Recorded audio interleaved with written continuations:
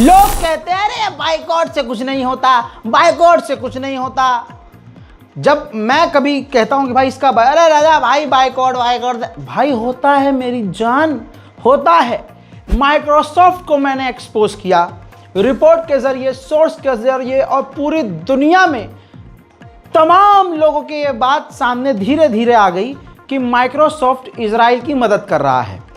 जो मोबाइल थोड़ा take user है उनको अच्छे से पता है कि जैसे सर्वर होता है, ऐसे आई क्लाउड जो होता है, ऐसे ही माइक्रोसॉफ्ट का जो क्लाउड है, क्लाउड सर्विस, वो इजराइल को माइक्रोसॉफ्ट इस्तेमाल करने दे रहा था। तो माइक्रोसॉफ्ट के क्लाउड सर्विस का इस्तेमाल करके इजराइल गाज़ा, फिलिस्तीन और वेस्ट बैंक पर नज़र रख रहा था और लोगों को टारगेट करके उनको कत्ल कर रहा था। तो माइक्रोसॉफ्ट पर जब दबाव बना, पूरी दुनिया ने आलोचना की, आपने बेहतरीन लेवल पर गालियां बकी, मतलब वो माँ बहन की नहीं, लेकिन आलोचना करी आपने, जलील किया।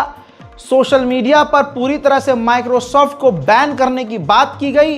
तो ये रही आपके सामने रिपोर्ट, ऑफिशियल रिपोर्ट है, आ चुकी है अखबारों में, पढ़ लीजिएगा। माइक्रोसॉफ्ट ने आईडीएफ को जो अपना सर्विलांस दिया था उसकी कुछ सर्विस देना बंद कर दी है, ये कहते हुए कि इजराइल डिफेंस फोर्सेस हमारे रूल्स एंड रेगुलेशंस को तोड़ रही है, हमारी पॉलिसी के ख़िलाफ़ काम कर रही है।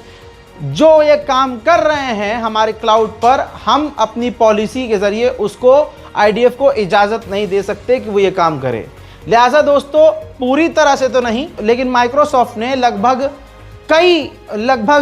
कई परसेंट जो है, मतलब बहुत लिमिटेड एक्सेस अब कर दिया है। ज़्यादातर जो कुछ एक्सेस दिए थे इजराइल ने गाज़ा के लिए, फ़िलिस्तीन के लिए, वो बंद कर दी है सर्विस। लिहाजा अभी यहाँ पर हमें खुश होकर उछलना नहीं है, बल्कि करना ये है कि अभी माइक्रोसॉफ्ट को पूरी तरह से तब तक बाइकआउट करना है जब तक माइक्रोसॉफ्ट पूरी तरह से इजराइल से अलग नहीं हो जाता, जब तक माइक्रोसॉफ्ट पूरी तरह से इजराइल के साथ काम करना बंद नहीं कर देता इंशाअल्लाह। वहीं दूसरी तरफ स्टारबक्स के लिए मैं भी कह रहा था आपसे कि भाई बाइकआउट करो। उन लोगों के ऊपर ये चप्पल पड़ी है जो ये कहते हैं कि बाइकआउट से कुछ नहीं होता। दोस्तों, अमेरिका की बात करूं, अमेरिका के अंदर स्टारबक्स अब 900 लोगों को निकालने वाला है, क्योंकि दर्जनों उसके स्टोर्स अब बंद हो रहे हैं, जिसकी वजह से नौकरी से भी अब लगभग 900 से 1000 लोग जो है निकाले जाने की तैयारी में हैं, क्योंकि स्टारबक्स को तगड़ा नुकसान हो रहा है। स्टारबक्स पूरी तरह से इजराइल के साथ काम कर रहा है, इजराइल डिफेंस फोर्सेस के लिए काम कर रहा है। इसीलिए भारत के मुसलमानों ने तो खैर थोड़ा बहुत किया ही है, लेकिन सोचिए अमेरिका में मुसलमान हुआ क्या मतलब। लेकिन अमेरिका के खुद अमेरिकी लोगों ने स्टारबक्स का इतना विरोध किया है कि अब उसके कई स्टोर अमेरिका में बंद होने की कगार पर हैं। उधर इजराइल ने आदतन यमन पर एक बार फिर से बड़ा हमला किया, कई इलाकों पर उसने खौफनाक हमले किए। कहा जा रहा है कि हुथीज निशाना था और कई इसमें लोग मारे भी गए हैं और तबाही ज़्यादा मची है। देखिए,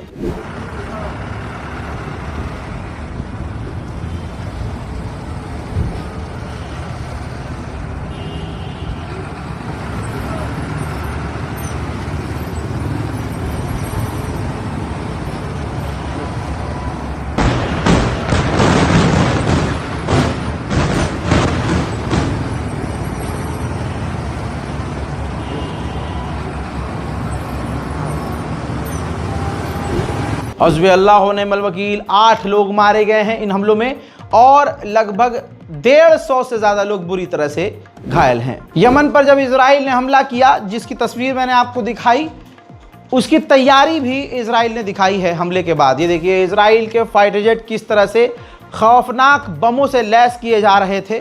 पूरी तरह से ये एक बड़ा हमला था, बड़ा स्ट्राइक था जो यमन पर था, लेकिन इसके बावजूद हुतीज झुकने का नाम नहीं ले रहे हैं। इन हमलों के बाद इजराइल के डिफेंस मिनिस्टर ने साफ कह दिया है ट्वीट करके कि ऐसे ही हमले अब और हम करते रहेंगे। दुनिया एक बार फिर से चुपचाप गवाह बन रही है कि इजराइल पूरे मिडिल ईस्ट के लिए बड़ा खतरा बन चुका है। जिन हुतीज को कमज़ोर समझ रहे हैं वही हुतीज इजराइल पर भारी भी पड़ रहे हैं। एक दिन पहले ही इसी हुतीज की मिसाइल इजराइल के शहर एक होटल पर जाकर गिरी, जिसमें कम से कम 10 से 15 यहूदी बुरी तरह से घायल हुए थे, जिसकी ये जवाबी कार्रवाई थी। हत्ता कि इजराइल के मीडिया बता रहे हैं कि जो एयर स्ट्राइक यमन पे हुथीज पर किया गया, तो एक मिसाइल को तो यमन के हुथीज ने रोक भी लिया था, वो इतने कैपेबल हो चुके हैं। यमन पर ऐसे खौफनाक हमला करने के बाद इजराइल को यह भरम था कि हुथीज झुक जाएंगे, लेकिन अगली ही तस्वीर देखिए, अंधेरा होते ही हुथीज की मिसाइल फिर से इजराइल के आसमान के अंदर तक पहुंच गई। भले ही इजराइल ने उसे रोक लिया, लेकिन यह क्लियर हो गया कि हुथीज रुकने को तैयार नहीं है। वहीं मेरे दोस्तों, जहां दुनिया कह रही है, फ्रांस कह रहा है, अमेरिका कह रहा है, सऊदी अरब कह रहा है कि वेस्ट बैंक पर कब्जा ना करना, वहां इजराइल के मिनिस्टर्स ने ऐलान किया है, यानी यूं कहूं इजराइल ने ऐलान किया है कि हम वेस्ट बैंक पर कब्जे को बढ़ाएंगे, फैलाएंगे, वहां पर यहूदियों को बसाएंगे और फिलिस्तीन अथॉरिटी के जो नेता हैं उनको हम बैन करेंगे। मोहतरम हजरात, 66,000 फिलिस्तीनी ऑन रिकॉर्ड, 66,000 फिलिस्तीनी गजा में इजराइल कत्ल कर चुका है। ब्रिटेन के दस्तावेज के मुताबिक 1 लाख से ज़्यादा मौतें हो चुकी हैं, लेकिन गाज़ा की अथॉरिटी कह रही है 66,000। मेरा खुद का मानना है कि कम से कम 1 लाख फिलिस्तीनी गजा के कत्ल कर दिए गए हैं। फ्लोटीला जो काफिला चल रहा है, उस पर दुनिया के अलग अलग देशों के नागरिक सवार हैं। ब्रिटेन इतना हरामी है कि उसने अपने लोगों को भी छोड़ दिया है और कह दिया है कि जो ब्रिटेन के हमारे मुल्क के नागरिक उस फ्लोटीला पर सवार हैं, हम उनको डिप्लोमेटिक सुरक्षा नहीं दे सकते। उधर अरब डिप्लोमेट्स ने चिंता व्यक्त की है कि इजराइल फिलिस्तीन के राष्ट्रपति महमूद अब्बास को बैन करके, ब्लॉक करके उन पर इतनी पाबंदियां लगा देगा कि वो वेस्ट बैंक से बाहर भी नहीं निकल पाएंगे। वहीं जो भूखे लोग अमेरिकी संस्था के जरिए मदद लेने के लिए भूखे गाजा में लोग पहुंचे थे, ऐसे भूखे इजराइल और अमेरिका ने ऐसे भूखे 2,500 टोटल अब तक लोगों को कत्ल किया है। हजरत मोहतरम, नेतन्याहू को खौफ भी है। नेतन्याहू अमेरिका पहुंचा है और हमारी टीम ने यह निकाला है इसका डेटा, किस तरह से किस किस देश के ऊपर से गया है। इंटरनेशनल क्रिमिनल कोर्ट का अरेस्ट वारंट है, जिसकी वजह से नेतन्याहू का जहाज आप देख रहे हैं सागर के ऊपर से गया है। वो तुर्की के ऊपर से नहीं गया, वो फ्रांस के ऊपर से नहीं गया, यानी पेरिस लंदन को छोड़कर स्पेन और पुर्तगाल, इन तमाम देशों को जिनसे उसे खतरा था कि ये मुझे गिरफ्तार कर सकते हैं, उनसे बचकर नेतन्याहू अमेरिका पहुंचा है। उधर मेरे दोस्तों, जिस अमेरिका के होटल में नेतन्याहू जाकर रुका है, अमेरिका के अधिकारी उल्टा उसी होटल में खुद जाकर नेतन्याहू से मुलाकात कर रहे हैं। यानी एक बात क्लियर हो गई है कि अमेरिका की सरकार पूरी तरह से नेतन्याहू के नीचे है। वहीं इस तस्वीर को देख लीजिए, इजराइल गजा में अभी भी बमबारी तो कर ही रहा है, लेकिन ड्रोन और हेलीकॉप्टर के जरिए भी अभी भी उसकी बमबारी गजा में जारी है। आप क्या ही समझेंगे, जरा इस तस्वीर को देखिए। एक छोटी सी बच्ची जो हेलीकॉप्टर के जरिए जो बम फेंके गए हैं उनके शेल्स दिखा रही है। हजरात सोचिए, यूएन और तमाम इंटरनेशनल ह्यूमन राइट ऑर्गेनाइजेशन इस पर कुछ नहीं कर पा रही है। गजा के कई इलाकों में इंटरनेट तो बाधित हो ही चुका है, लेकिन ज़रा इस बिल्डिंग को देखिए जिस पर एरो हमने लगाया हुआ है। ये गाज़ा की इलेक्ट्रिसिटी कंपनी की बिल्डिंग है, जिसे इजराइल ने उड़ा दिया है। पिछले 24 घंटे में इजराइल ने 170 मरतबा, अल्लाह अकबर, 170 मरतबा बमबारी की है। कितने लोग मारे गए हैं अभी गिनती भी पूरी नहीं हो पाई है। आप सोच नहीं सकते, इतनी नमाज तो हम पढ़ते नहीं दिन में, जितनी एक दिन के अंदर, मेरे पीछे तस्वीर देखिए, जितनी एक दिन के अंदर गाजा में नमाज जनाजा पढ़ाई जाती है, ऐसी तस्वीर रोज आ रही है। गाजा के अंदर एक साथ सैकड़ों लोगों की नमाज जनाजा हो रही है। और सिर्फ इतना ही नहीं, कब्र की अब जगह नहीं है, अब एक साथ बड़ा गड्ढा खोदकर गाजा में एक साथ कईयों को दफना दिया जा रहा है। स्लोवेनिया ने भी दिखाई है अपनी हिम्मत और नेतन्याहू को पूरी तरह से बैन कर दिया है। स्लोवेनिया की तरफ अब रुख नेतन्याहू नहीं कर सकता। उधर डोनाल्ड ट्रंप ने कहा है कि हम डील के काफ़ी करीब हैं, बहुत जल्द हम गाजा से इजरायली कैदियों को आज़ाद करवाने वाले हैं। सऊदी अरब ने अपना बड़ा दिल दिखाया और कहा कि हम फिलिस्तीन अथॉरिटी को $90 मिलियन देंगे। डेनमार्क की सरकार $20 मिलियन, $20 बिलियन, 20 बिलियन बहुत होता है, बाबा से पूछ लेना अपने पापा से। 20 मिलियन भाई साहब, वो इजराइल में इन्वेस्ट करने वाला था, टूरिज्म पर और भी बहुत सारी चीज़ों पर। हजरात, गाजा में जेनोसाइड को देखकर डेनमार्क ने भी इजराइल में जो ये $20 बिलियन इन्वेस्टमेंट थी जो करने जा रहा था, वो रद्द कर दिया है। और अभी भी कई अरब देश इजराइल से चोंच लड़ाकर दोस्ती निभा रहे हैं। अब सुनिए ऑस्ट्रेलिया ने क्या किया है, बल्कि ऑस्ट्रेलिया के यहूदी संगठन ने क्या किया है। पेपर स्क्रीन पे लगाओ भाई, डॉक्यूमेंट के जरिए काम करता हूं। ये देखो, जेविश काउंसिल ऑफ ऑस्ट्रेलिया, जो ऑस्ट्रेलिया की यहूदी काउंसिल है, उसने लगभग 2700 यहूदी सिग्नेचर्स के साथ 80 पेज की पिटीशन दाखिल की है। कैसे? 80 पेज का उन्होंने इजराइल के ऊपर सारा सबूत रखा, बयान रखा। 2700 लोगों ने साइन किया, यहूदियों ने, और अपने ऑस्ट्रेलिया के प्रधानमंत्री को जाकर दिया है, सबमिट किया है और मांग की है कि इसी वक्त ऑस्ट्रेलिया इजराइल से संबंध तोड़े और इजराइल पर फुल बैन लगाए।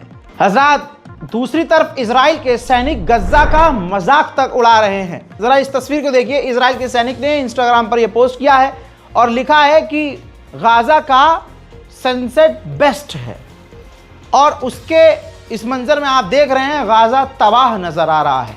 यह कोई हॉलीवुड का मूवी सीन नहीं है, लेकिन आज दुनिया देख रही है कि आज तक जो हमने हॉलीवुड की फिल्मों में न देखा, ऐसी तबाही इजराइल ने गज्जा में मचा दी है। हजरात, नेतन्याहू के घर के बाहर कूड़े का डब्बा है, ये देखिए। इस कूड़े के डब्बे में एक व्यक्ति को देखा गया कि उसने कूड़े के डब्बे में आग लगाई और ये वहां से चला गया। अभी तक ये गिरफ्तार नहीं हुआ है। फिलहाल फर्स्ट रिपोर्ट में ये बताया जा रहा है कि ये खुद यहूदी है, क्योंकि इजराइल के अंदर नेतन्याहू के सताए हुए खुद यहूदी हैं। अब तो ये बात बाद में पता चलेगी कि ये व्यक्ति कौन था। फिलहाल बस ये सीसीटीवी फुटेज वायरल है। हजरात, फीफा को कौन नहीं जानता? UEFA और फीफा बहुत बड़े दुनिया के ये खेल संगठन हैं। ये दोनों ही तैयारी कर रहे हैं कि इजराइल को बैन कर दिया जाए, ना वो UEFA और फीफा में इजराइल ना खेल सके। फिलहाल डोनाल्ड ट्रंप, नेतन्याहू ने पता नहीं कौन सी डोनाल्ड ट्रंप की वीडियो सवाल कर रखी है कि नेतन्याहू के लिए लड़ने मरने को तैयार ट्रंप होता है। ट्रंप कोशिश कर रहा है कि उन खेल संगठनों के द्वारा इजराइल को बैन न किया जाए। फ्रांस के राष्ट्रपति इमैनुअल मैक्रोन ने फ्रांस के ही टीवी चैनल पर कहा है कि इजराइल ने जितने आतंकवादियों को और जितने आतंकवादी संगठनों को मारा है, आज उतने ही आतंकवादी और उतने ही लड़ाके फिलिस्तीन में, गज्जा में मौजूद हैं। इसी वजह से ये जंग नहीं रुक रही है, न इजराइल को सिक्योरिटी मिल रही है। फिलहाल इजराइल यानी नेतन्याहू जो कर रहे हैं, इससे फिलिस्तीन की आम जनता को सीधा सीधा नुकसान हो रहा है और इलाके में शांति नहीं आ रही है। फ्रांस के राष्ट्रपति ने यह भी कह दिया कि डोनाल्ड ट्रंप हमारी इस बात से राजी है कि इजराइल वेस्ट बैंक पर कब्जा नहीं करेगा, क्योंकि वो रेड लाइन है। अगर इजराइल ने वेस्ट बैंक पर कब्जा किया तो अब्राहम अकॉर्ड नहीं हो पाएगा, जो हम सब के लिए बड़ा खतरा होगा। यूएन के अंदर इटली की प्रधानमंत्री ने कह दिया है कि हमास तमाम कैदियों को रिहा करे, हथियार डाले और वहां से निकल जाए। हम 2 स्टेट सॉल्यूशन को सपोर्ट करते हैं।